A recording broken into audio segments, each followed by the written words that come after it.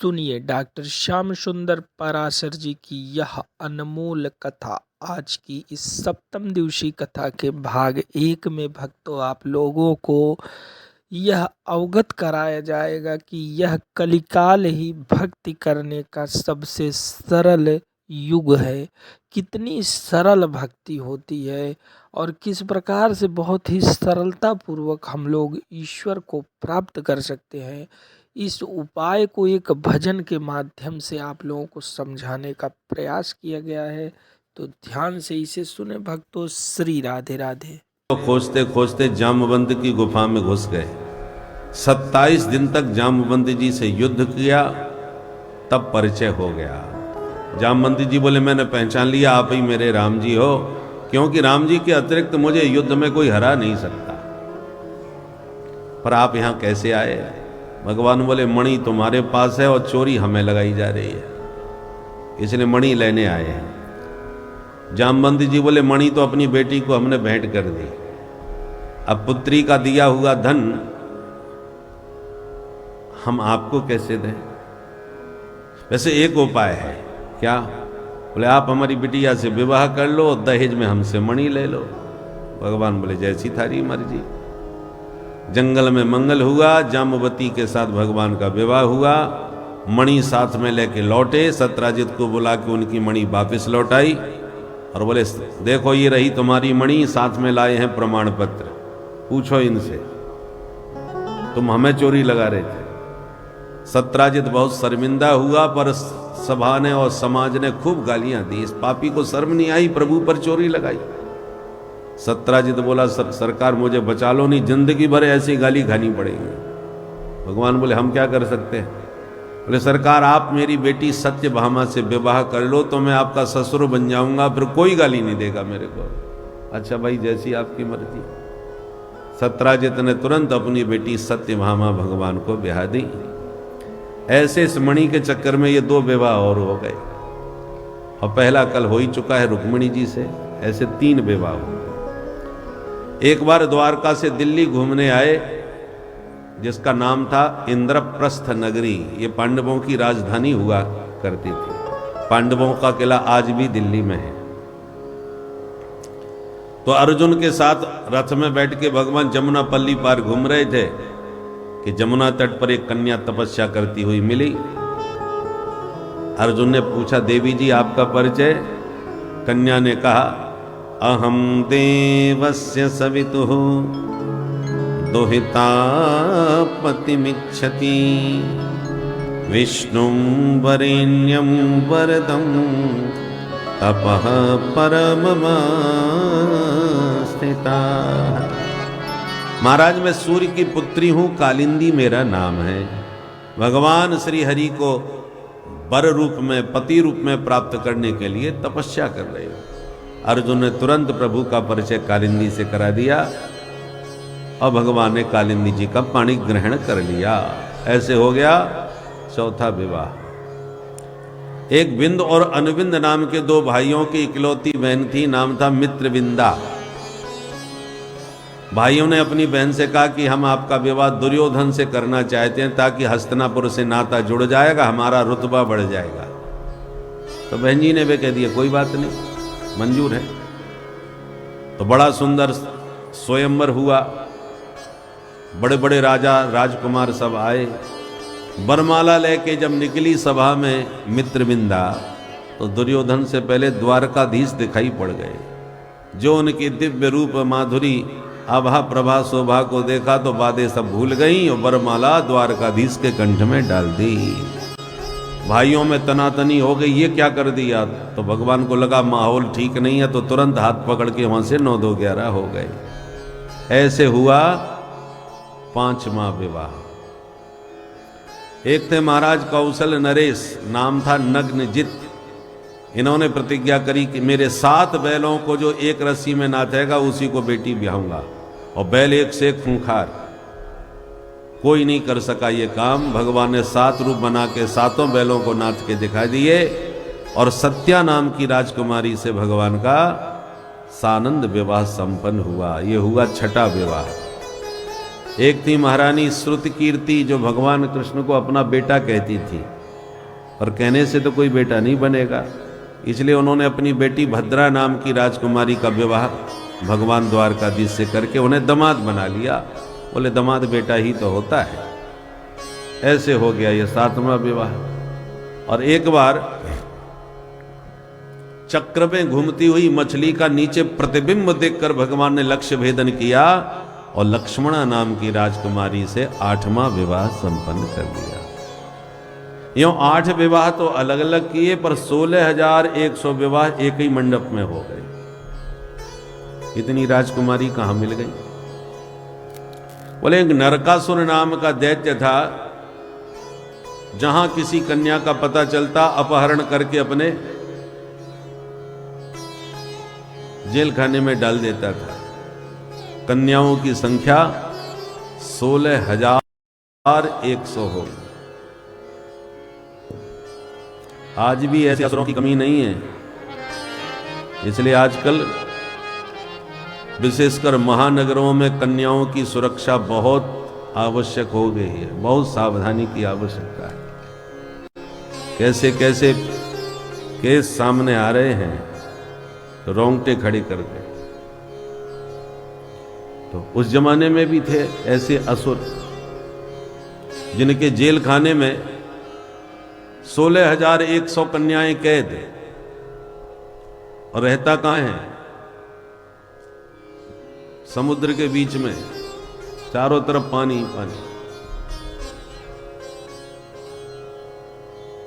भगवान को जब इस घटना का पता चला तो सभार्यो गरुड़ारूढ़ प्राग्ज्योतिस्फुरं ययौ। भगवान सत्यभामा के साथ गरुड़ पर बैठकर उड़े, इसके नगर में घुसे। 5 मुख वाला एक भयंकर दैत्य था, नाम था मुर, जो इसका रक्षक था, नगर का रक्षक। उसने भगवान पर हमला किया। भगवान ने सुदर्शन से उसके 5 सिर काट दिए।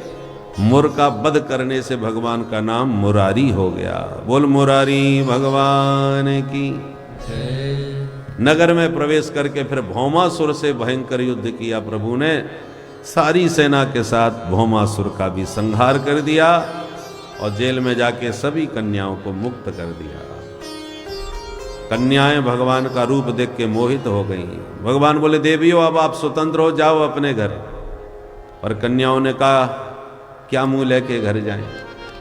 मैया बाप शायद अपनाएंगे भी नहीं, और अपना भी लेंगे तो कौन राजकुमार हमसे विवाह करने आएगा? इसलिए हमें जीवन का अब कोई रास्ता नहीं सूझ रहा, कहां जाएं? भगवान बोले देवियों कोई परेशानी की बात नहीं है, जिनके सारे रास्ते बंद हों उसके लिए मेरे घर का दरवाजा खुला हुआ है। तब तो सभी कन्याओं ने भगवान के चरणों में आत्मसमर्पण कर दिया। ये जीवन है तेरे हवाले मुरलिया वाले।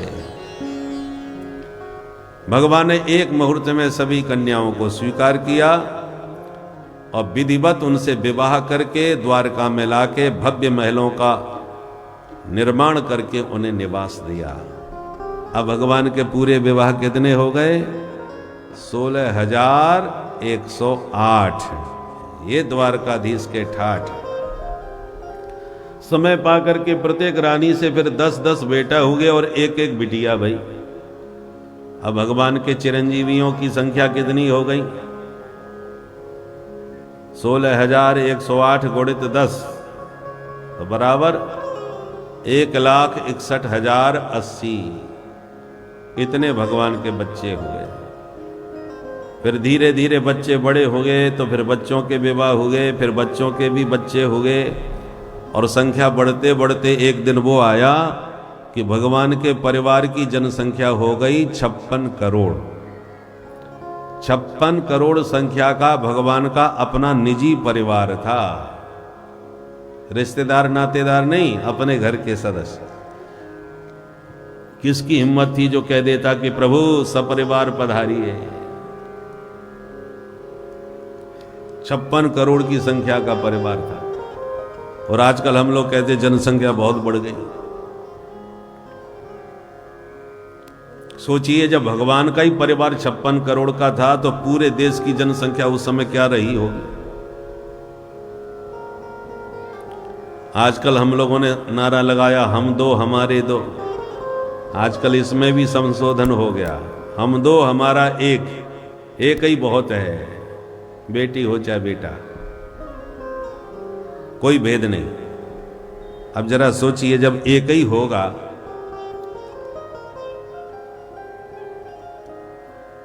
तो मिलिट्री में कौन भेजेगा?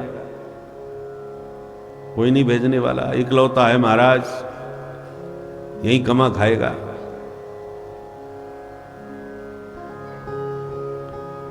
ताऊ चाचा का संबंध ही समाप्त हो जाएगा। जब एक ही रहेगा तो कहां से लाओगे ताऊ, कहां से लाओगे चाचा, काका, देवर जेठ, सब खत्म।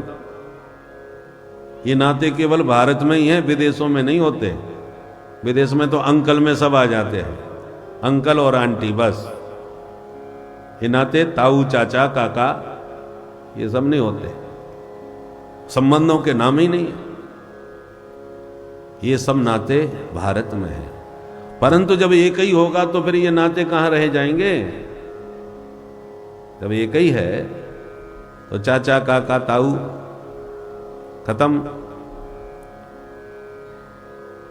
इसलिए क्योंकि हम तो नारा लगा रहे हैं हम दो हमारा एक, और इसी देश में कुछ लोग नारे लगा रहे हैं हम 5 हमारे 25,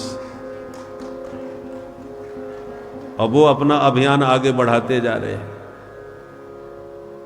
और आज जब देश की ये स्थिति बन गई,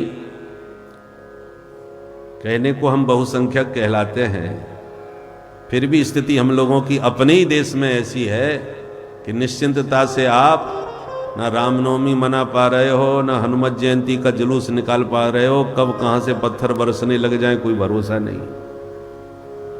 और कई भारत के ही नगर ऐसे हैं जहां से हिंदू सब भाग भाग करके इधर उधर अपना आश्रय ले रहे हैं। कश्मीर तो खाली हो ही गया, बंगाल भी खाली हुआ जा रहा है। ये स्थिति आज की वर्तमान की है। और यदि यही सिलसिला चलता रहा कि हम दो हमारा एक और उधर हम 5 हमारे 25, तो भारत का भविष्य क्या होगा जरा सोच के देखो।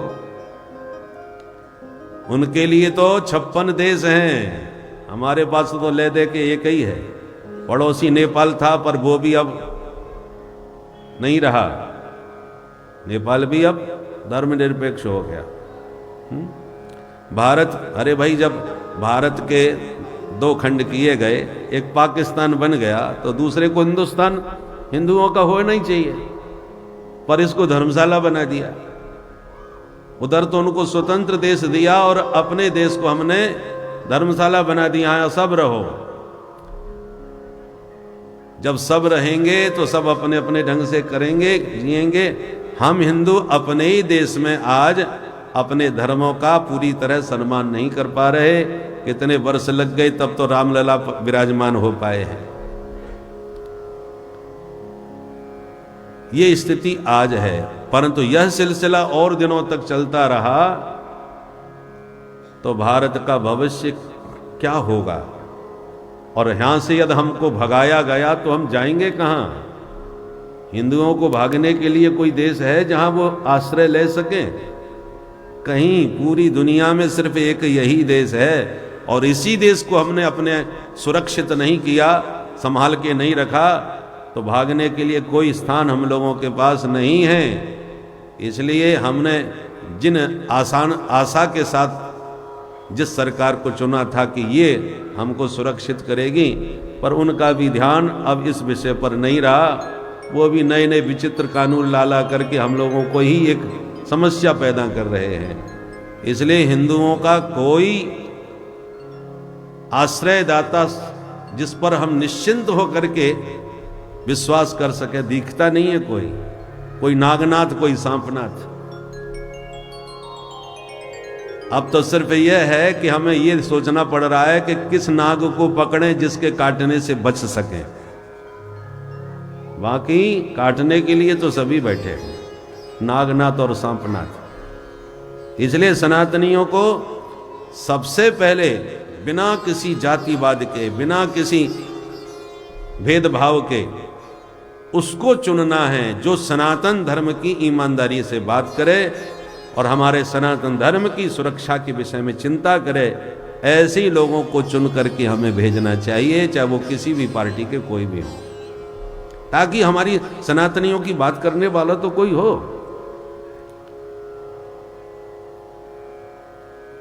बोल सनातन धर्म की जय। प्रतापगढ़ से ही प्रतापी पुरुषों ने जन्म लेकर के सनातन धर्म की मुखर व्याख्या करके पूरे विश्व में सनातन धर्म का डंका बजाने वाले ज्यादातर प्रतापगढ़ से ही हो गए। चाहे हमारे कृपात्री जी महाराज हों, चाहे हमारे कृपालु जी महाराज हों, और आज भी सनातन धर्म की मुखर चर्चा करने वाले प्रतापगढ़िया ही है। इसलिए हम कहते हैं प्रतापगढ़िया सबसे बढ़िया।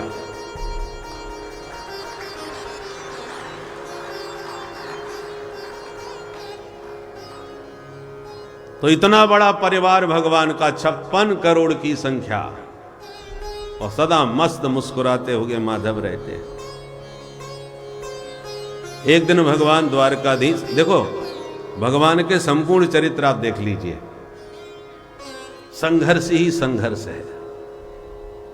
हम लोग जेल में जाने से घबराते हैं, भगवान का जन्म ही जेल खाने में हुआ है, जेल में ही पैदा हुए। बच्चों को कई दिनों तक घर से बाहर नहीं निकाला जाता, नजर न लग जाए, हवा न लग जाए। और भगवान कृष्ण पैदा होने की देर नहीं कि रात के 12 बजे पिताजी लेके भाग लिए। बरसात की अंधियारी रात उमड़ती हुई यमुना को पार करके मित्र के घर छोड़ के आए। परंतु नंद भवन में भी लाला का जन्मोत्सव पूरा नहीं हो पाए कि मौसी जी वहीं पहुंच गई जहर पिलाने के लिए। पूतना मौसी को ठिकाने लगाया तो सकटासुर गाड़ी के रूप में आया, पितृणावर्त तूफान बन के आया। भगवान उन सबको निपटाते रहे। जन्म से ही संघर्ष। फिर गोकुल छोड़ के वृंदावन आए कि यहाँ शांति से रहेंगे, और वृंदावन में जाते ही जो थे अकासुर बकासुर धैनुकासुर कितने असुर उपद्रव करने लगे। पर भगवान मधुर मुरली भी बजाते रहे, असुरों का संहार भी करते रहे, और माखन मिश्री भी खाते रहे, और प्रेम से रास रचाए। ये भगवान कृष्ण की सबसे बड़ी विशेषता है, दिव्यता है। सोचा कि जहां से आतंकवादी आ रहे हैं वहीं जाकर के सबको छुट्टी करें, तो अक्रूर चाचा के साथ मथुरा गए और मामा कंस सहित सबको निपटा दिए। फिर सोचा चलो अब शांति के साथ समय बीतेगा, पर कंस के मरते ही उसका ससुर जरासंध हाथ धो के पीछे पड़ गया। 18वें जरासंध के आक्रमण पर तो भगवान को मथुरा छोड़ के भी भागना ही पड़ा, और समुद्र के बीच में नगरी बनाई कि अब कोई आक्रमण नहीं कर पाएगा, सुरक्षित नगरी। और द्वारकाधीश बनते ही 16,108 विवाह हो गए। अब इतना विवाह करके कोई शांति से रह सकता है? पूरा चरित्र देख लीजिए, भगवान का संपूर्ण चरित्र 125 वर्ष का है। 4 वर्ष गोकुल में रहे, 6 वर्ष वृंदावन में रहे, 14 साल मथुरा में रहे, और 100 साल फिर द्वारका में रहे। टोटल 125। पर 125 वर्ष के चरित्र में कहीं भी भगवान सिर पकड़ के मुंह लटका के रोते बैठे नजर नहीं आएंगे, सदा मुस्कुराते रहते हैं। इसलिए इनका नाम है मुकुंद। मुखे कुंद समहासः, जिसका मुख कुंद कली की तरह सदा खिला रहे उसका नाम मुकुंद। हमेशा हंसते मुस्कुराते रहते हैं। इसलिए संघर्ष तो जीवन में हमेशा किसी न किसी रूप में आता ही रहेगा। संघर्षों से घबराइए मत, उनका सामना मुस्कुराते हुए कीजिए। चिंता में मत रहिए, टेंशन मत पालिए। प्रसन्नता के साथ मुस्कुराते हुए जीवन का आनंद लेते हुए संघर्षों का सामना करो। ये भगवान कृष्ण के चरित्र से हमें सीखना चाहिए। मुस्कुरा के जिसको गम का जहर पीना आ गया, ये हकीकत है जहां में उसको जीना आ गया। जो बड़ी बड़ी समस्याओं में भी अपनी प्रसन्नता बनाए रखता है वही महामानव है। इसलिए जहां रहो, जैसे रहो, जिस परिस्थिति में रहो, सदा प्रसन्न चित्त रहो। जिस देश में, जिस भेष में, परिवेश में रहो,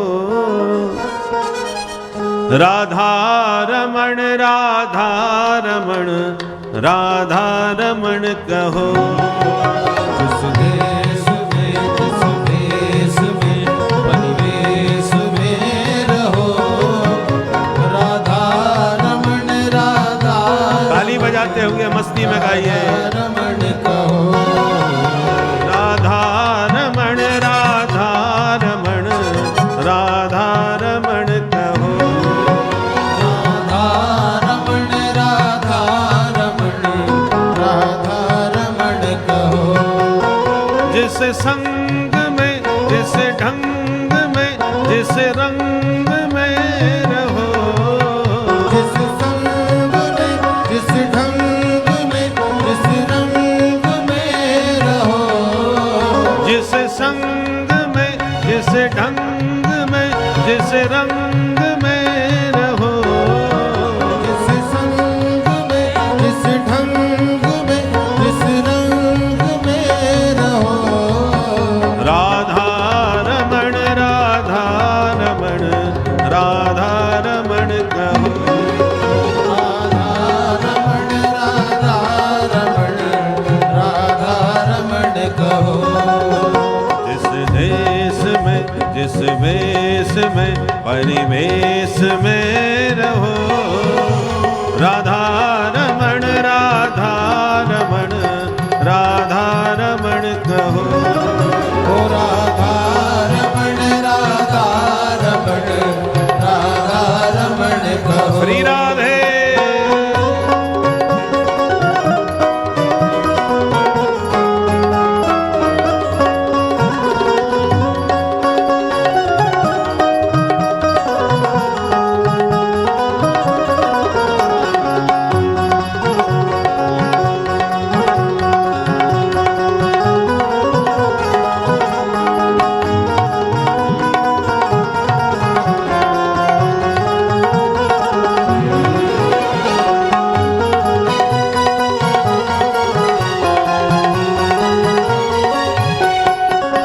जिस भोग में, जिस योग में, जिस रोग में रहो, जिस भोग में, जिस योग में, जिस रोग में रहो, जिस भोग में, जिस योग में, जिस रोग में रहो, जिस भोग में, जिस योग में, जिस रोग में रहो, राधा रमण, राधा रमण, राधा रमण कहो। राधा रमण, राधा रमण, राधा रमण कहो। जिस देश में, जिस वेश में, परिवेश में रहो, राधा रमण, राधा रमण, राधा रमण कहो। ओ राधा रमण, राधा रमण, राधा रमण कहो। जय हो।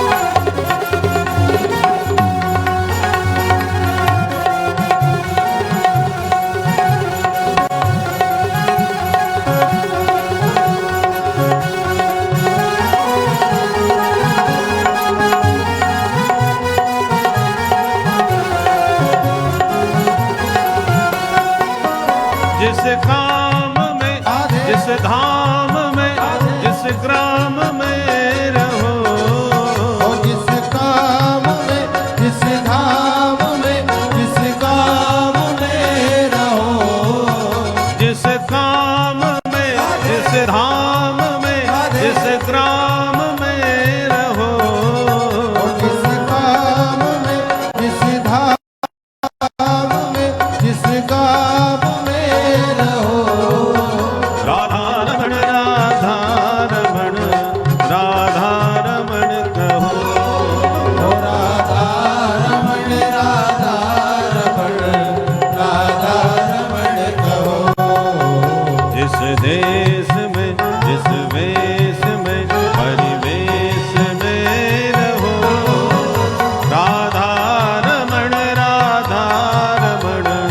राधा रमण कहो, राधा रमण राधा रमण, राधा रमण कहो।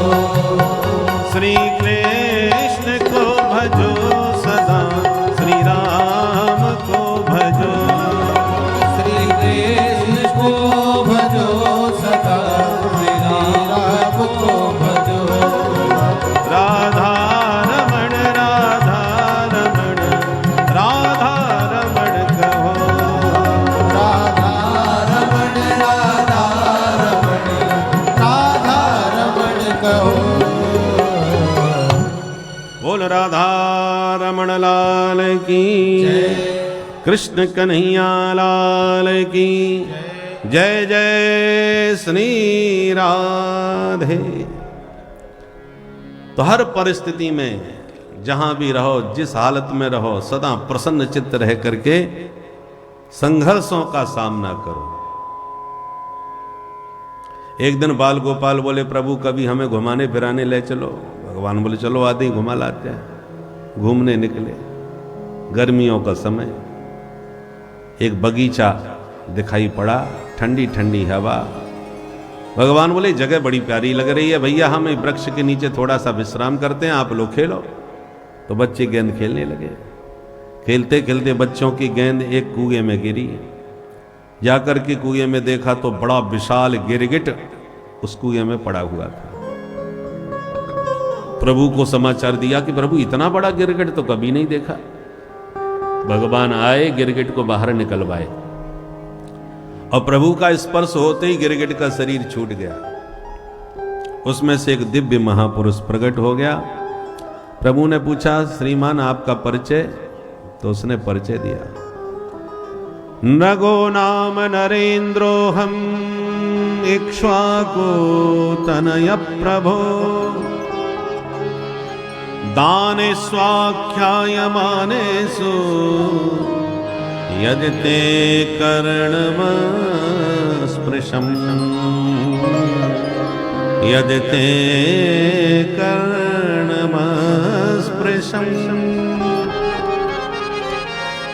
महाराज मैं नृग नाम का राजा हूं, इक्ष्वाकु का पुत्र।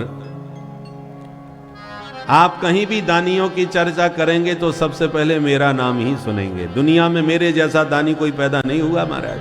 भगवान बोले अच्छा, ऐसा क्या दान कर दिया? बोले महाराज सबसे ज्यादा तो गौ दान किया। तो कितनी गायों का दान दिया? तो हंसने लगा। आप तो ऐसे पूछ रहे हो जैसे बरसात में कोई पूछे बताओ कितनी बूंदें गिरी, बताओ आकाश में कितने तारे, बताओ धरती में कितने धूल कण। जैसे इनकी गणना असंभव, ऐसे मेरी गायों की गिनती असंभव है। असंख्य गायों का दान किया।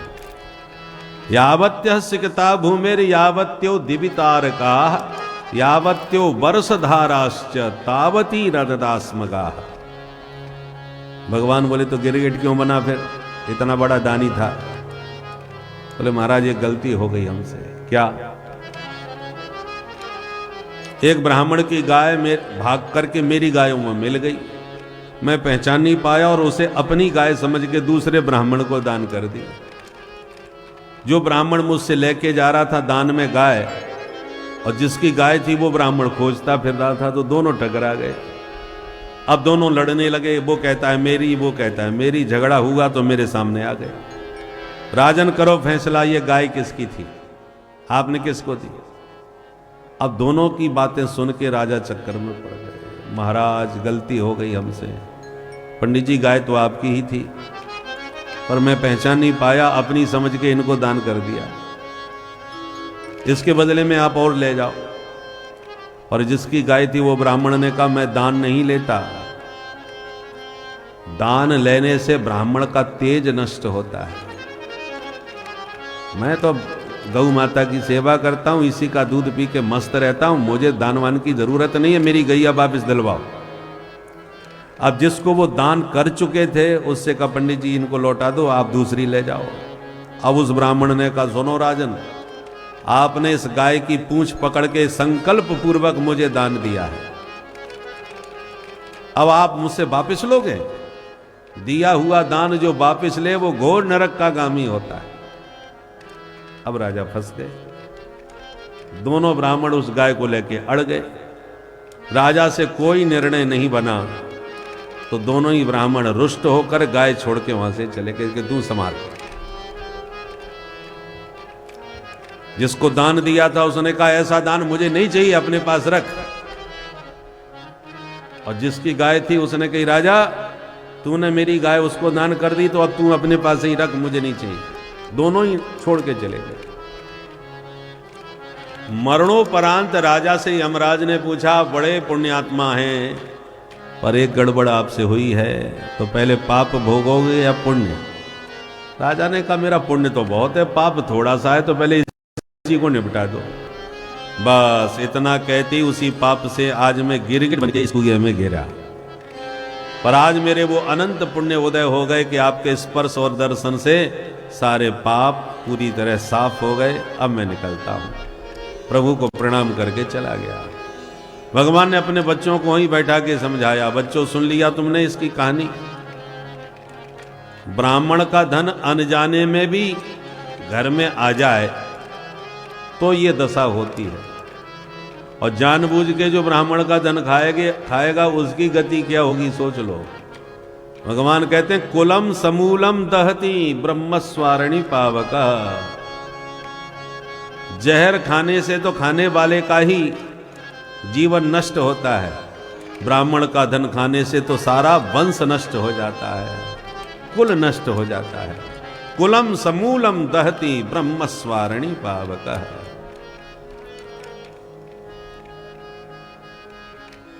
देखो ब्राह्मण के पास जो धन होता है वो सब दान का होता है, और दान का जो धन है वो बड़ा खतरनाक होता है। भजन करने से, गायत्री की उपासना से वो दान का दोष मिट जाता है। और हम लोग भजन तो करते नहीं और दान लेने के लिए सबसे आगे, तो ऐसा दान बुद्धि को नष्ट करता है। इसलिए ब्राह्मण के धन से बच के रहना चाहिए। दान मान को टूकरा या के नोनो अंगुल दांत, भजन करे तो पचेगो नहीं फाड़ेगो आंत। दान का टुकड़ा आंत फाड़ के निकलता है, भजन करके ही पचता है। परंतु हम लोग भोजन के लिए तो आगे और भजन के लिए पीछे। भजन करन के आलसी, भोजन के होशियार। तो बिना भजन के यदि भंडारे के भोजन करोगे तो निश्चित रूप से बुद्धि खराब होगी, क्योंकि भंडारे जो लोग कराते हैं वो अपने पाप ही निपटाते हैं कि मेरे सारे पाप ताप धुल जाएं, चलो भंडारा हमारी तरफ से सही। साधु संतों के यहाँ भंडारे होते रहते हैं ना, काय के लिए कराते हैं लोग? ऐसी थोड़ी फ्री में कराते हैं।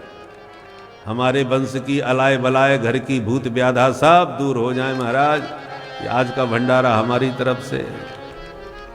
तो जिसने कराया उसकी अलाय बलाय खाने वालों के सिर पर चली जाती है। जितने लोग खाएं सब पे बट गई, तो उसकी बला तो कट गई पर खाने वालों में बट गई। अब जो उनमें भजन करेंगे वो तो उसको पचा लेंगे, और सिर्फ भोजन में ही जो मस्त रहते हैं उन पर वो बलाएं फिर विघ्न डालती है, उनको कष्ट देती है, सताती है। इसलिए कहते हैं भजन और भोजन की एक ही राशि है, पर भोजन में मात्रा लगी है, भजन में नहीं है। भोजन में एक मात्रा है, क्योंकि बढ़िया से बढ़िया भोजन भी एक मात्रा में ही करना चाहिए, ज्यादा नहीं। और भजन में कोई मात्रा नहीं है, क्योंकि चाहे जितना भजन करो ये नुकसान करने वाला नहीं है, ये लाभ ही लाभ देता है, कल्याण ही कल्याण करता है। इसलिए भजन की कोई मात्रा नहीं कि इतने से ज्यादा नहीं करना चाहिए। भोजन में मात्रा है, इससे ज्यादा मत करो।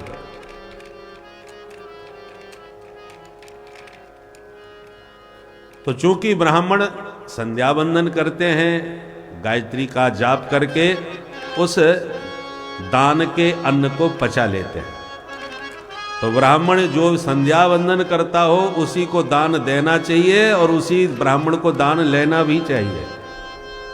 अब केवल हम जाति से तो ब्राह्मण हैं, फलाने खानदान में पैदा हुए हैं, फलाना गोत्र है, हम चौबे हैं, द्विवेदी त्रिवेदी चतुर्वेदी है, तो ब्राह्मण वंश तो है आपका, और ब्राह्मणत्व की रक्षा के लिए आप संध्या वंदन करते नहीं, गायत्री जपते नहीं, और ब्राह्मण होने के नाते दान लेने को आप ये तैयार हैं, तो दान तो ले लेंगे, परंतु ले करके वो दान आपकी बुद्धि नष्ट करेगा, आपकी संतान प्रदूषित करेगा। इसलिए जो ब्राह्मण दान ले वो संध्या करके उसको पचावे, गायत्री के जप से उसको उस दान के दोष को दूर करे। दोष दूर नहीं करेगा तो घर में ही दोष आएगा। शूद्रान्नेन तु भुक्तेन यो दुजात जनेत सुतान यस्यानम तस्यते पुत्रा अन्नात् शुक्रम प्रवर्तते। किसी के यहां तमाम 2 नंबर के धंधे हो रहे हों, वो शराब बेचता है कि मधुशाला चलाता है, या उसके यहाँ मुर्गा बकरा कट। ब्राह्मण की बहुत ही बढ़िया परिभाषा आज की इस कथा में आपको सुनने को मिला। किस प्रकार से ब्राह्मण को किस प्रकार का कर्म और आचरण करना चाहिए। ब्राह्मण का अर्थ ही है जो ब्रह्म को जाने। ब्रह्म को जानने का अर्थ है कि वह ब्राह्मण जो है वो ईश्वर की भक्ति में लीन अधिकतर रहे, वह भक्तिमय जीवन व्यतीत करे। भक्तिमय जीवन व्यतीत करते ही उसका संस्कार ब्राह्मणोचित हो जाता है, क्योंकि वह ब्रह्म से साक्षात्कार उसका होने लगता है। उस महाशक्ति से उसका जुड़ाव होता है, जिससे उस ऊर्जा का उसके शरीर में भी संचार होता है। अब वह अपवित्र नहीं रह जाता, क्योंकि हर अवस्था में वह पवित्र ही होता है, क्योंकि हर अवस्था में वह ईश्वर का ही भजन मनन चिंतन करते रहता है। इसलिए ब्राह्मण की महिमा अपरंपार है, और जो ब्राह्मण ब्रह्म का ज्ञाता है वह ब्राह्मण तो बहुत ही दुर्लभ इस पृथ्वी पर हैं। अगर वे ब्राह्मण आपको मिलते हैं तो उनकी शरणागति आप प्राप्त करें भक्तों। इससे अच्छा हितकारी आपके लिए इस कलिकाल में कोई नहीं भक्तों। श्री राधे राधे। अन्न की शुद्धि के लिए अग्निहोत्र होना चाहिए, हवन होना चाहिए, इससे अन्न की शुद्धि होती है ब्राह्मणत्व कर्म से। तो ब्राह्मण देखो, आग जल रही हो हवन कुंड में, फिर आप साकल्य और घी छोड़ो तो सब स्वाहाकार आपका सफल होता है, यज्ञ सफल होता है। अब आग पूरी तरह बुझ गई हो और तुम स्वाहा स्वाहा करके साकल्य छोड़ते जाओ तो घी साकल्य सब बर्बाद ही होगा, वो यज्ञ सफल नहीं होगा। भस्मन्नेव जुहोति सा, राख में हवन करना तो बेकार। उसी प्रकार आपके भीतर ब्राह्मणत्व की ज्वाला जल रही हो, फिर आप कोई भी उल्टा सीधा दान ले भी लेते हो तो वो भस्म हो जाता है। पर आपने ब्राह्मणत्व की अग्नि को प्रज्वलित किया नहीं और उल्टा सीधा दान आप लेते गए तो परिणाम क्या होगा? वो दान का जो दोष है वो आपकी बुद्धि को प्रभावित करेगा और आपकी संतान की बुद्धि नष्ट करेगा।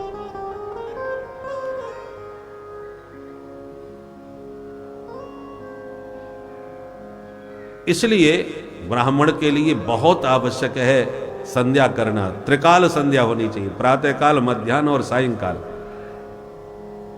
त्रिकाल न कर सके तो सुबह शाम करे, दोनों समय न कर सके तो कम से कम एक समय तो हर हालत में ब्राह्मण को संध्या वंदन करना चाहिए।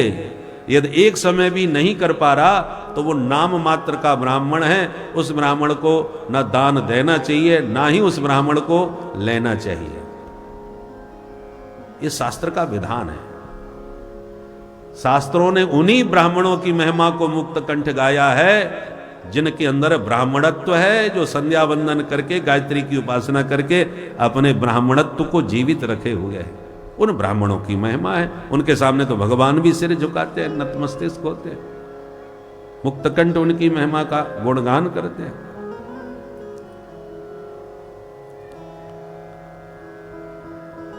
विप्रद्विषम नरम दृष्ट्वा हरि दूरात् पलायते, विप्राणाम सेवनात् आशु हरि रायाति मानसे। जिनके अंदर ब्राह्मणत्व है, ऐसे ब्राह्मण का जो आदर सम्मान करते हैं, उनकी अर्चना करते हैं, उनके हृदय में हरि बिना बुलाए चले आते हैं। हरि का ही प्रत्यक्ष रूप विशुद्ध ब्राह्मण होता है। ब्राह्मण में जो साक्षात श्री हरि नारायण का दर्शन करके उसका पाद प्रक्षालन करे, उसका उसी भाव से भगवत भावना से पूजन करे, तो उस ब्राह्मण भक्त के हृदय में हरि अपना आसन जमा लेते हैं। विप्राणाम सेवनात् आशु हरि आयाति मानसे। और विप्रद्युषम, ऐसे ब्राह्मण से जो द्रोह करता है, बैर करता है, तो हरि दूरात पलायते, उस पापी का भगवान भी मुंह नहीं देखते, दूर से ही देख करके भाग जाते हैं। इसलिए ब्राह्मण की बहुत महिमा है, परंतु तभी वो महिमा सार्थक है जब उसमें ब्राह्मणत्व विद्यमान हो। तो ऐसे भगवान समय समय पर ब्राह्मणों की महिमा अपने बच्चों को सिखाते रहते हैं। और इस नरगोपाख्यान के द्वारा समझा दिया कि ऐसे पवित्र ब्राह्मण का धन यदि तुमने लिया तो देखो राजा नरक की हालत, इतना बड़ा महादानी होकर के भी गिरगिट बनना पड़ा उसे। ऐसे ब्राह्मण के धन को कभी छूना भी मत। इस प्रकार से भगवान अपने बच्चों को समझाते रहते थे। एक दिन दाऊ जी बोले, कन्हैया चलो वृंदावन घूमे आए, होली आ गई। ब्रज की होली बड़ी प्रसिद्ध है। दाऊ जी को होली की याद आई। भगवान बोले, दाऊ दादा आपकी इच्छा है तो घूमे आओ। दाऊ जी समझ गए इसका मतलब ये नहीं जाएगा। ठीक है कृष्ण तुम संभालो द्वारका, हम चले वृंदावन। और अब की बार गर्मियों की 2 महीने की छुट्टी हम वृंदावन में बिताएंगे, 2 महीने वहीं रह के आएंगे। और दाऊ जी आए होली पर, होली मनाई, और होली के साथ साथ फिर 2 महीने तक वृंदावन में वास किया। 2 मासौ तत्र चावासीन मधु माधव मेवच। मधु माधव माने चैत्र वैशाख। तो चैत्र और वैशाख ये 2 महीने दाऊ जी वृंदावन में रहे, ब्रजवासियों को बड़ा आनंद दिया। पर जितने दुष्ट राजा थे धरती पर, वो डरते थे तो केवल दाऊ जी के हलमूसल से घबराते थे। भगवान कृष्ण को तो डरपोक रणछोर कहते थे। एक पौंड्रक नाम का राजा था, उसको लगा मैं भी भगवान बनूंगा, भगवान बनने में बड़ा फायदा है। तो काशीराज उसका मित्र था, उसने कहा तू भगवान बन जा, मैं पुजारी बन जाता हूं, मैं पुजवाऊंगा, परंतु जो चढ़ावा आएगा वो 50-50, आधा तेरा आधा मेरा। बोले ठीक है। तो पौंड्रक ने क्या किया, 2 हाथ तो थे, 2 डुप्लीकेट फिट करा लिए, शंख चक्र गदा पद्म बना लिए, और गरुड़ पर बैठ के उड़ने लगा आकाश में, और काशीराज इसका प्रचार करने लगा। बोल पौंड्रक भगवान की। बोले भाले भक्तों का यही हाल है, चाहे जिसकी जय बुलवाए लो। पौंड्रक भगवान की भी जय जयकार होने लगी भक्तों में। काशीराज बोला मित्र तू तो बन बैठा भगवान। पूजने लगे महाराज, भगवान बन करके पौंड्रक पूजने लगा और काशीराज पूजवाने लगा। परिणाम यह हुआ कि एक दिन काशीराज बोला, मित्र आजकल कृष्ण को भी लोग भगवान कहते हैं। वो काय बात का भगवान, मेरी बात मान, एक धमकी भरा पत्र लिख दे, वो डर के मारे भग जाएगा, और जहां कृष्ण तुझसे डर के भागा सोई तेरा दबदबा चारों तरफ बन जाएगा, तू ही एकमात्र भगवान रहेगा। अभी चढ़ोतरी जो आ रही है दुगनी हो जाएगी। मूर्ख और शंख दूसरों के फूकने से बचते हैं, इसलिए कोई तारीफ करे तो जरा सोच समझ करके, मुंह पर तो तारीफ करना ही नहीं चाहिए। प्रशंसा करो तो पीछे करो, क्योंकि प्रशंसा सुनने से माथा खराब होता है।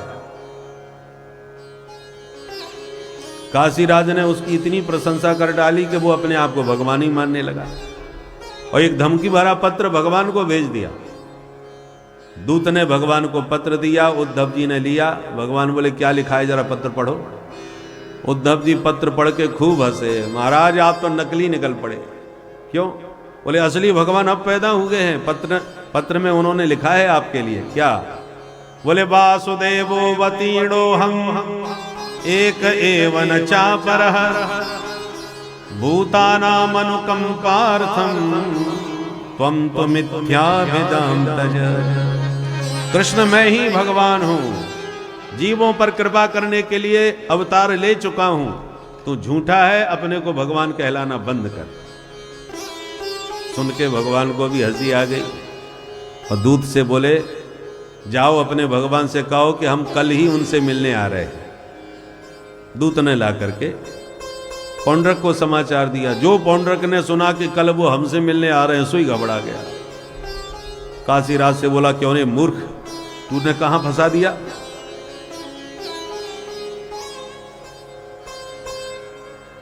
तूने कहा था कि वो डरपोक है, पत्र लिखो, मैंने लिख दिया।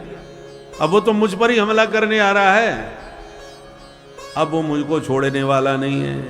काशीराज बोला, तो डरता क्यों है, मैं हूं ना तेरे साथ। भगवान बनना है तो थोड़ी बहुत तो रिस्क लेनी पड़ती है। ठीक है भाई। दूसरे दिन भगवान आए। काशीराज ने कहा, पौंड्रक दिखा तू अपना जलवा। सो खटका दबा के उड़ के आकाश में पहुंच गया गरुड़ पर बैठकर। अब भगवान को देख देख के खूब हंसी आवे। देखो तो इस बहरूपिया को, बिल्कुल ज्यों का त्यों डुप्लीकेट बन गया। पर कुछ भी हो, मेरा रूप बनाने के लिए मेरा कितना चिंतन किया होगा। अब मैं इसको असली रूप दिए देता हूं। युद्ध में भगवान ने सुदर्शन के द्वारा उस पौंड्रक का वध किया और काशीराज का भी वध करके उसका सिर काशी में फेंक दिया। इस प्रकार से जितने भी दुष्ट राजा धरती पर थे, भगवान ने चुन चुन के सबको ठिकाने लगाया, पृथ्वी का भार उतारा। एक दिन पांडवों का संदेश आया तो भगवान मिलने गए। पांडवों ने कहा, प्रभु हम राजसूय यज्ञ करना चाहते हैं, जिसकी स्वीकृति सबने दे दी, पर जरासंध स्वीकृति नहीं दे रहा। तो भगवान भीम अर्जुन के साथ में पंडित जी बन के गए और जरासंध से युद्ध की भिक्षा मांगी। जरासंध ने भीमसेन से युद्ध करना पसंद किया। 27 दिन तक युद्ध चला। अंत में भगवान का इशारा पाकर के भीमसेन ने जरासंध को बीच में से चीर करके 2 टुकड़ों में फेंक दिया। जरासंध का वध हुआ, मगध पर पांडवों का आधिपत्य हुआ। उसके जेल खाने में 20,800 राजा बंदी बने पड़े हुए थे। भगवान ने जेल में जाके सभी राजाओं को बंधन से मुक्त कर दिया। सभी राजाओं ने प्रभु की स्तुति करी। कृष्णाय वासुदेवाय हरये परमात्मने प्रणतक्लेशनाशाय गोविंदाय नमो नमः। गोविंदाय नमो नमः। हे कृष्ण, हे वासुदेव, हे हरि, हे प्रणत जनों का क्लेश हरने वाले गोविंद, आपके चरणों में प्रणाम। ये भागवत का सबसे प्रिय मंत्र माना जाता है। जब भी कोई संकट आवे, इसी को पढ़ के भगवान से प्रार्थना करो। प्रणतक क्लेश नाशाय, प्रणत माने प्रणाम करने वाले के सारे क्लेश हरने वाले हरि को हमारा बारंबार प्रणाम है। पांडवों का अब राजसूय यज्ञ धूमधाम से प्रारंभ हुआ। सभी काम बांट दिए गए। किंतु जब यज्ञ प्रारंभ हुआ तो पहला प्रश्न उपस्थित हुआ कि प्रथम पूजन किसका किया जाए। इस महायज्ञ में अध्यात्म जगत की विभूतियां भी इकट्ठी हैं और राजनीतिक विभूतियां भी आई हुई हैं। राजा महाराजा और संत महंत सब आए हुए। तो सबसे पहले पूजा किसकी हो? सहदेव ने खड़े होकर कहा, मेरी दृष्टि में तो भगवान द्वारकाधीश से बड़ा कोई नहीं। तो तुरंत पितामह भीष्म ने अनुमोदन किया। बिल्कुल ठीक कहा सहदेव, हम तुम्हारी बात का समर्थन करते हैं। जब बाबा भीष्म ने मोहर लगा दी तो कौन विरोध करे। सर्वसम्मति से प्रस्ताव पारित। और पांडवों ने जैसे ही प्रभु का हाथ पकड़ के सर्वोच्च सिंहासन पर बैठाया कि उसी सभा में शिशुपाल बैठा था। उसके शरीर में आग लग गई। अरे ये वही है कि दूल्हा बन के बारात लेके हम गए थे और दुल्हन लेके ये भाग गया था। आज मैं नहीं छोड़ूंगा इसको। सभा में खड़े होकर के शिशुपाल ने जो गालियां देना चालू किया, देखो समय कितना बलवान है कि इस गंवार ग्वारिया का प्रथम पूजन हो रहा है इतनी बड़ी सभा में आज। पांडवों ने तलवार निकाल ली, छोड़ेंगे नहीं, इसने हमारे सरकार का अपमान किया। तो शिशुपाल के समर्थन में भी बहुत से राजा तलवार तान के खड़े हो गए, बोले नहीं, अभिव्यक्ति की आजादी होनी चाहिए। भगवान समझ गए विश्व युद्ध छिड़ने वाला है, कुछ लोग मेरे पक्ष में, कुछ शिशुपाल के पक्ष में हो जाएंगे। तो भगवान ने खड़े होकर अपने ही समर्थक पांडवों से कहा, भैया आप लोग सब शांत बैठ जाओ, ये कोई और नहीं है, हमारी बुआ का लड़का है, मेरा भाई है, फुफेरा भाई। अब जो भी निर्णय होगा हम दोनों भाइयों के बीच में होता रहेगा, दो पक्षीय वार्ता होने दो, तीसरे पक्षी की जरूरत नहीं है, कोई बीच में मत आओ। तो भगवान का इशारा पाकर के पांडव शांत बैठ गए। पांडव शांत बैठे तो शिशुपाल के समर्थक भी शांत हो गए, किंतु शिशुपाल शांत नहीं हुआ। गाली पर गाली बकता गया, भगवान गिनते गए और जहां 100 गाली हुई, भगवान बोले सावधान शिशुपाल, मैंने तुम्हारी मां जो मेरी बुआ लगती है उसे वचन दिया था कि मैं तेरे 100 अपराध क्षमा करूंगा, वो मैंने कर दिए, अब आगे मत बोलना। अरे ये कहां रुकने वाला था, जो 101 गाली दी, शिरक शुरांत चक्रेण जहारा पतितम रिपो,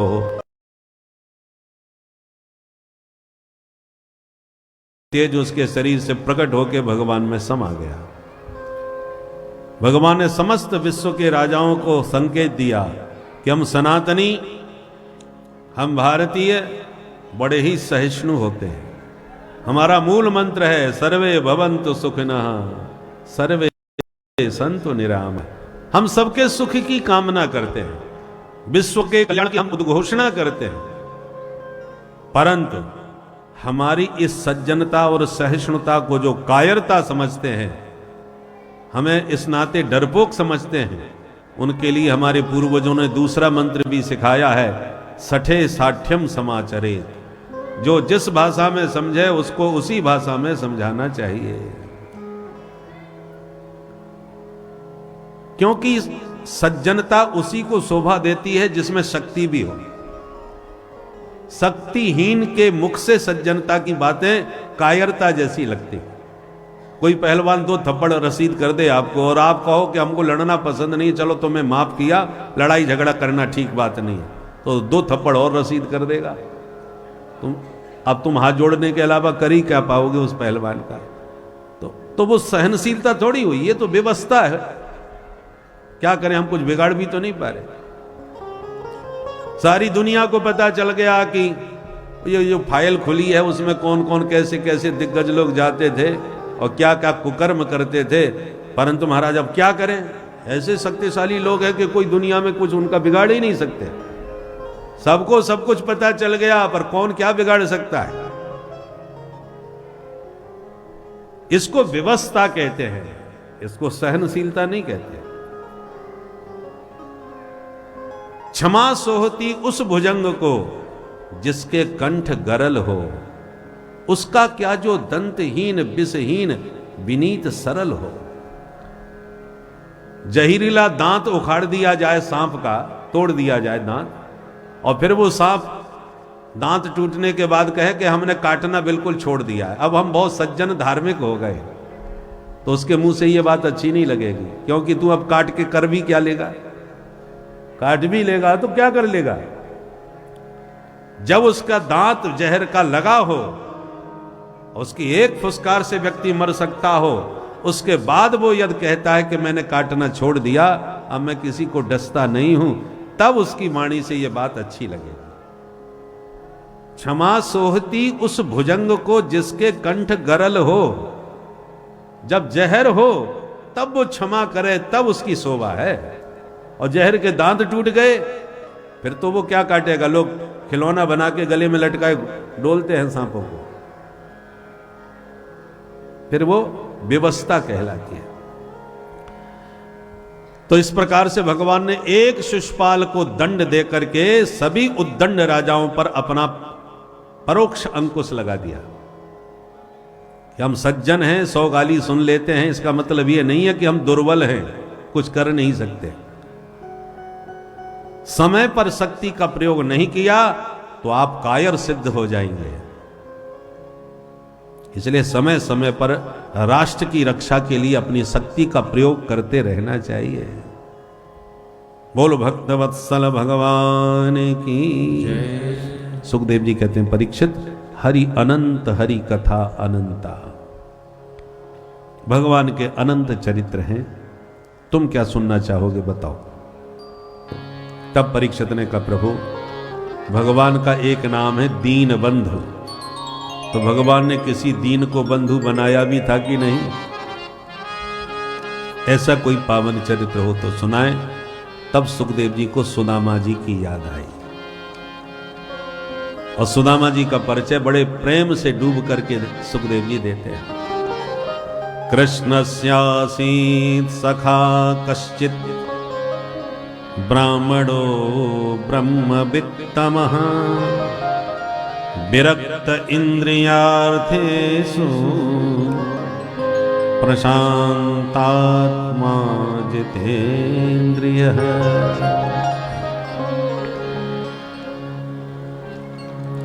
भगवान श्री कृष्ण के परम प्रिय सखा ब्राह्मण सुदामा, किंतु केवल ब्राह्मण कहने से सुखदेव जी को संतोष नहीं हुआ। कैसे ब्राह्मण हैं? ब्राह्मणो ब्रह्मवित्तमः, ब्रह्मवेत्ता ब्राह्मण हैं। केवल ब्रह्मवेत्ता नहीं कहा, ब्रह्मविद वरिष्ठ, ब्रह्मज्ञानियों में भी परम श्रेष्ठ सदगृहस्थ संत हैं श्री सुदामा जी महाराज।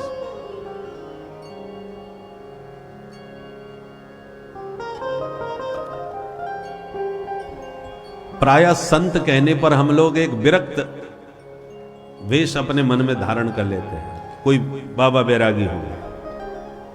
अरे संत गृहस्थ भी हो सकता है। संत क्या है? एक गुणवत्ता है, एक उपाधि है। जैसे पात्र को उपाधि दी जाती है, जैसे आजकल बंटती हैं, तो पात्रता कुछ देख करके उपाधि दी जाती है। आजकल की उपाधियां तो जुगाड़ से भी बंटती हैं। पात्र को उपाधि, तो संत उसको कहा जाए जिसमें संतत्व हो, चाहे वो गृहस्थ हो चाहे विरक्त हो। संत की क्वालिटी जिसमें है वो संत है। साधुता जिसके जीवन में है वो साधु है। विभीषण जी को हनुमंत लाल जी साधु कहते हैं, और हनुमंत लाल जी को विभीषण संत कहते हैं। लंका में जब हनुमंत लाल जी गए तो विभीषण जी को बड़े ध्यान से देख रहे थे, वो खर्राटे बजा के सो रहे थे। हनुमान जी रात में मंदिर मंदिर प्रतिकर शोधा सब जगह घूम रहे थे, पर जगते ही जब विभीषण जी ने राम नाम का सुमिरन किया, राम नाम तहि सुमिरन कीना, तो हृदय हरस कपि सज्जन चीना। ये कोई सज्जन है? जगते ही हरि का नाम इसने लिया है, और सोते से नींद खुलते ही यदि आप राम राम कहते हैं तो ईमानदारी से भगत है। दूसरों को देख करके राम राम करने वाले तो नकली भी हो सकता है। दूसरों पर भक्ति का प्रभाव जमाने के लिए भी बहुत से लोग दूसरों को देख देख करके राम राम करते हैं, परंतु घर में आराम से सो रहे थे, नींद खुलते ही राम राम का सुमिरन किया। सो हनुमान जी समझ गए ये पक्का सज्जन साधु पुरुष है। राम नाम तेहि सुमिरन कीना, हृदय हरस कपि सज्जन चीना, यही सन हटि करे हों पहचानी, क्योंकि साधु से होय न कारज हानि। ये साधु है, इससे परिचय करना बहुत जरूरी है। साधु से कभी किसी की हानि नहीं होती। साधु का अर्थ क्या है? साधनोति परं कार्यम इति साधु, जो दूसरों के कार्य सिद्ध करे, दूसरों का काम बनावे, उसको साधु कहते हैं। और दूसरे के बने बनाए काम को भी चौपट करवा दे, वो असाधु है, वो असुर है। साधु और असाधु में यही अंतर है। साधु वो है जो अपना रुपया पैसा थोड़ा खर्च होता है तो हो जाए, पर उसकी बात बन जाए। दूसरों का बिगड़े हुए काम को बनाने के लिए अपना भी थोड़ा पैसा लगा देता है, वो साधु पुरुष है। तो विभीषण जी गृहस्थ हैं, राक्षसों के बीच में रहते हैं, उसी का भाई तो राक्षस कहला रहा है रावण, और हनुमंत लाल जी विभीषण को साधु कह रहे हैं। साधु से होए न कारज हानि, ये साधु है। और जब पवन पुत्र से परिचय हो गया तो हनुमान जी को संत कह रहे हैं विभीषण। अब मोए भा भरोस हनुमंता, बिनु हरि कृपा मिलहि नहीं संता। आप जैसे संत मिले हैं, इसका मतलब मुझ पर हरि की कृपा हो गई। इसलिए सुदामा जी परम संत है। अच्छा, श्री विश्वामित्र जी हैं, वशिष्ठ जी हैं, भृगु जी हैं, इनको आप क्या मानते हैं? हम इनको संतों में ही गिनते हैं कि नहीं? भृगु, वशिष्ठ, च्यवन, गौतम, ये सब संतों में नाम आता है। और ये सब के सब गृहस्थ हैं कि नहीं? वशिष्ठ जी का वंश है, भृगु जी का वंश है, अत्रि मुनि का विवाह है, ये सबके विवाह हुए और ये सब संत कहे जाते हैं। तो साधु संत कहने का मतलब ये नहीं है कि कोई विरक्त बाबा जी ही हो, गृहस्थ भी हो सकता है संत। हां, संतत्व जीवन में हो और साथ में विरक्ति भी हो और फिर वैराग्य का वेश धारण किया हो, तब उसकी शोभा सच्ची है। केवल वेश वैराग्य का हमने धारण कर लिया और हमारे जीवन में साधुता संतत्व नहीं है, तो वो वेश भी बदनाम, वो वेश की बदनामी होती है।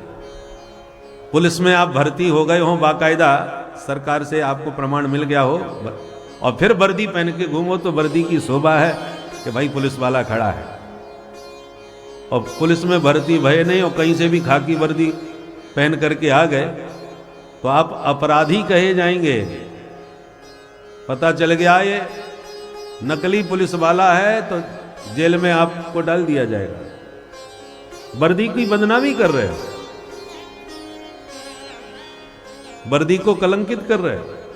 सोचिए जरा, तो खाकी वर्दी की तो इतनी इज्जत है कि नकली व्यक्ति माने बिना पुलिस में भर्ती हुए पहले तो हम उस पर अपराध सिद्ध करके, अपराधी मान करके जेल में डाल देते हैं। और कोई परंपरा से साधु है नहीं और साधु का वेश बना करके घूमे तो क्या वो अपराधी नहीं है?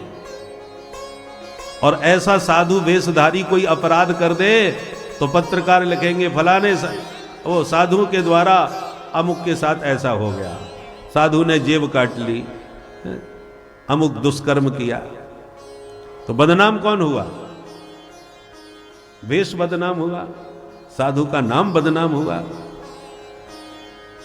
इसलिए वेश तभी धारण करना चाहिए जब जीवन में वास्तविक साधुता आ जाए, अन्यथा आप नहीं, आपने जो वेश बनाया है वो वेश बदनाम होगा।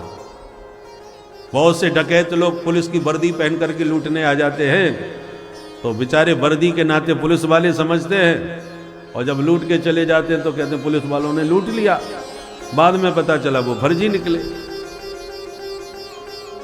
तो वेश के प्रति जो आदर है, आज भी कितना भी कलयुग आ गया हो फिर भी हमारे मन में ब्राह्मणों के प्रति और साधु संतों के प्रति श्रद्धा स्वभावतः है।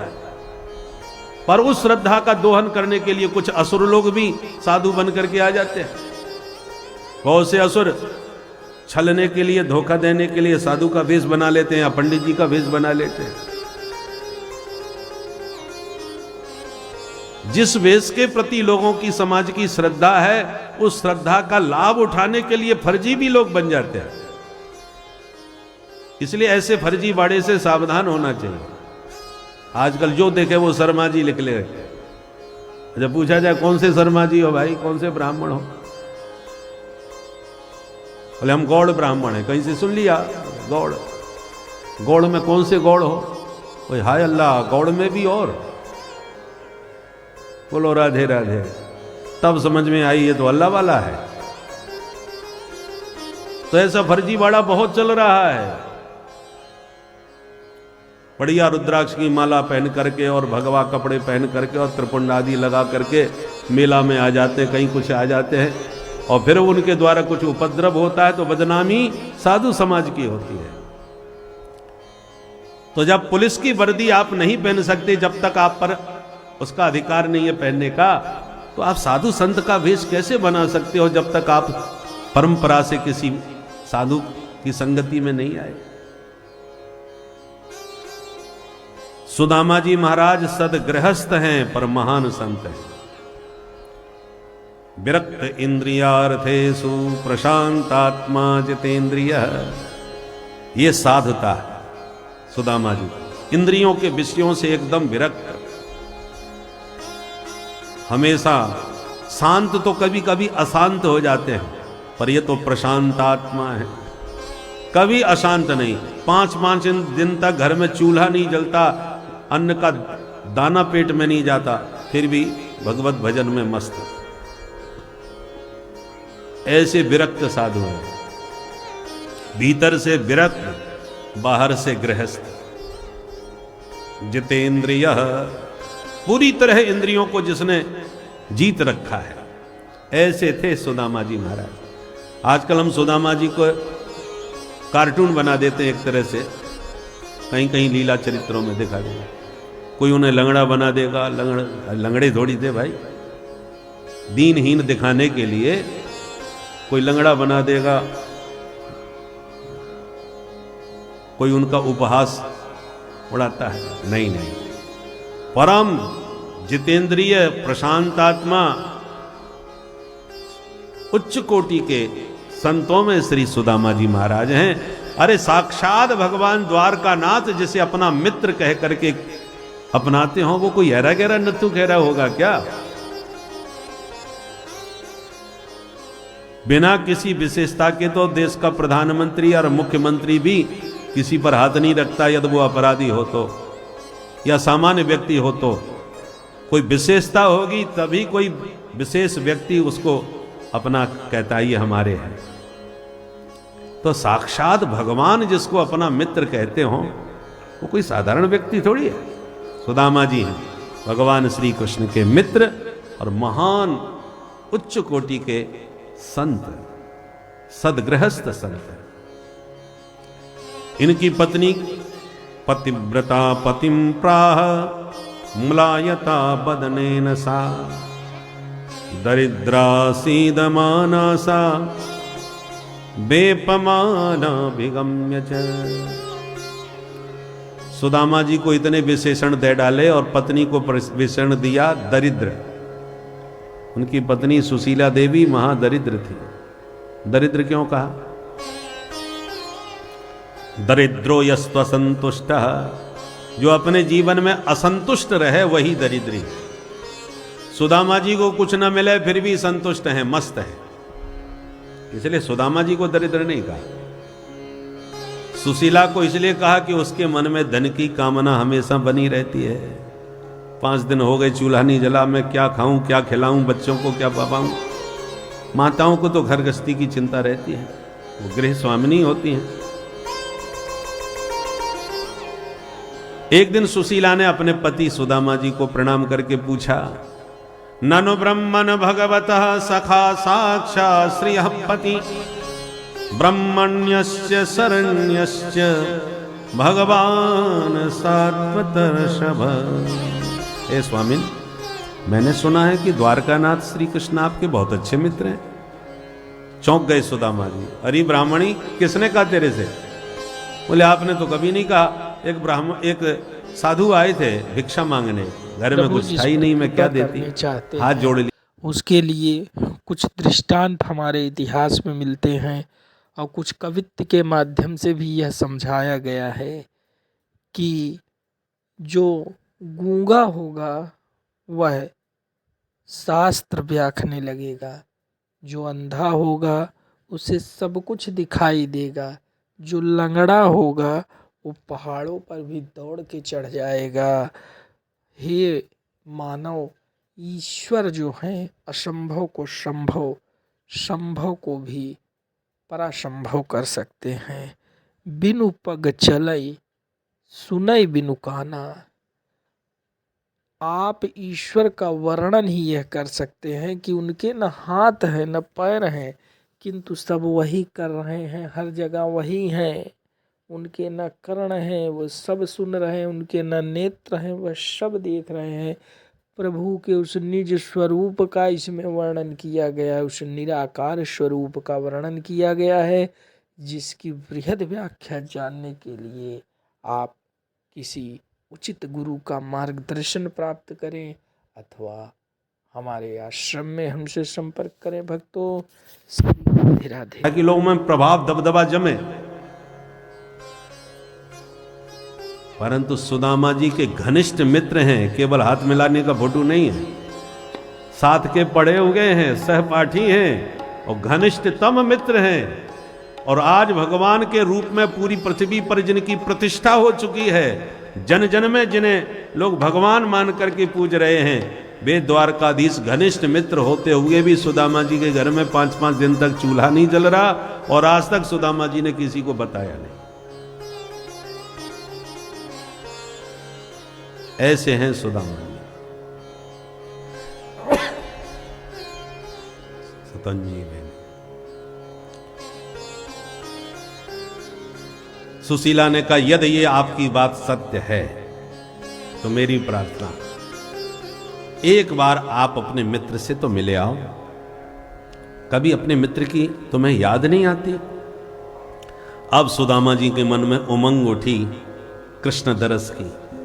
बहुत दिनों से मन ही मन सोच रहा था कि कभी दोबारा जाके मिलूं। भाई, जब से गुरुकुल से पढ़ के आए तब से दोबारा भेंट ही नहीं हुई, कितने साल बीत गए। परंतु यही सोच के रह जाता कि न जाने कहाँ होगा और ये ब्राह्मणी मुझे जाने देगी कि नहीं। पर आज ब्राह्मणी स्वयं कह रही है कि जाओ मिले आओ, इसका मतलब प्रभु याद कर रहे हैं। अयम ही परमो लाभ उत्तम श्लोक दर्शनम। मेरा तो एक ही परम लाभ है कि बरसों के बाद अपने मित्र से मिलूंगा, उसके दर्शन करूंगा। आजकल सब जगह उसका नाम है, जो देखो वो कृष्ण की चर्चा करता है। सुदामा जी किसी को बताते भले ही नहीं कि वो मेरा मित्र है, और संकोच में भी पड़ते हैं कि यदि मैं बता भी दूंगा तो कोई मानेगा भी नहीं, कहां ये कहां वो। इसलिए सुदामा जी किसी से चर्चा नहीं करते, पर मित्र की महिमा सुन सुन के मन ही मन मुग्ध होते रहते हैं। मेरा मित्र, मेरा कृष्ण इतना बड़ा राजा बन गया। सुदामा जी बोले, ठीक है ब्राह्मणी, तू चाहती है तो चलो मिलाता हूं, पर ये तो बता वो है कहां, मुझे तो नहीं मालूम। अब देखिए, मित्र हैं सुदामा जी के और उन्हें